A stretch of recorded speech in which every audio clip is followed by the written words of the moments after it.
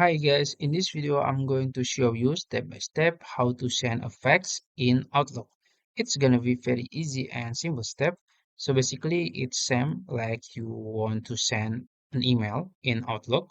So now I'm using Outlook website. You can use your desktop app and other apps or mobile app. You can sign in to your account. After that you can create new mail and then to the address, you can type your fax number, maybe like this, just for example. Oops. And then you have to add the fax service provider. So maybe you can use efaxsend.com and then yeah, like that.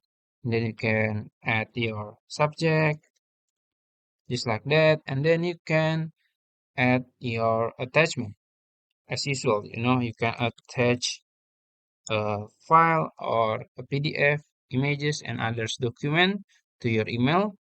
And then you can just click send, and the Outlook will automatically send your fax to the address.